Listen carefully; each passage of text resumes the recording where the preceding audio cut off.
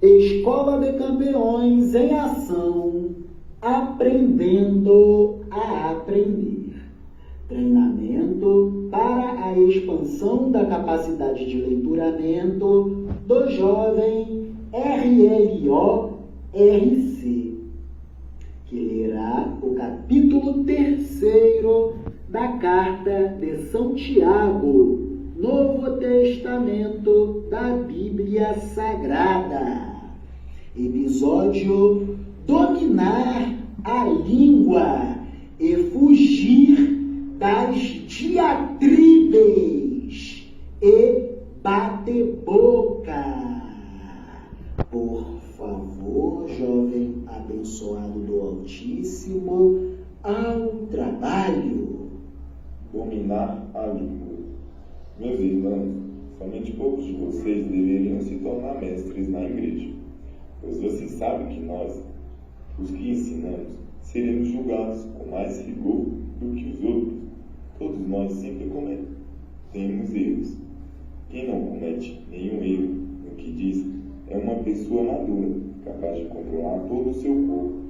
Até na boca dos cavalos colocamos um freio para que nos obedeçam e assim fazemos com que vão onde queremos. Pense no navio, grande como é, empurrado por ventos fortes. Ele é guiado por um pequeno leme e vai onde o piloto quer. É isto o que acontece com a língua. Mesmo pequena, ela se gaba de grandes coisas. Veja como uma grande floresta pode ser incendiada por uma pequena chama. A língua é um fogo. Ela é um mundo de maldade. Ocupa o seu lugar no nosso corpo e espalha o mal em todo o nosso ser. Como o fogo que vem do próprio inferno, ela põe toda a nossa vida em chamas. O ser humano é capaz de dominar todas as criaturas e tem dominado os animais selvagens. Os pássaros, os animais que se arrastam pelo chão e os peixes. Mas ninguém ainda foi capaz de dominar a língua. Ela é má, cheia de veneno mortal e ninguém a pode controlar. Usamos a língua tanto para agradecer ao Senhor e Pai, como para amaldiçoar as pessoas que foram criadas parecidas com Deus. Da mesma boca saem palavras tanto de agradecimento como de maldição. Meus irmãos, isso não deve ser assim. Por acaso, pode a mesma fonte jorrar água doce e água amarga? Meus irmãos, por acaso pode uma figueira dar azeitonas ou um pé de uva dar figos? Assim também, uma fonte de água salgada não pode dar água doce. Maravilhas! E para alcançarmos a cultura da paz, precisamos dominar a nossa língua.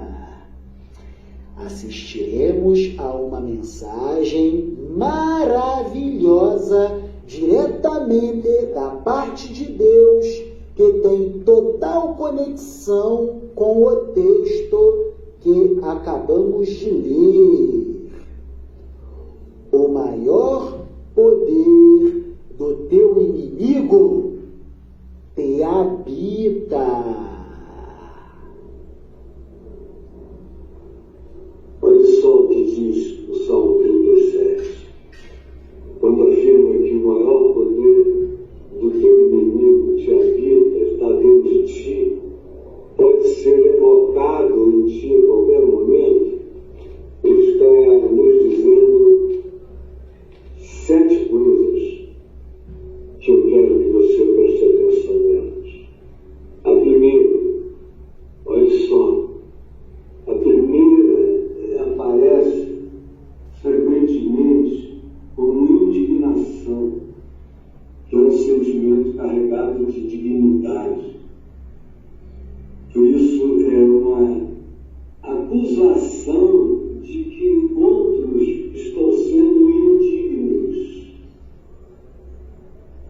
Isso é o que a ação contra a indignidade recebe como nome.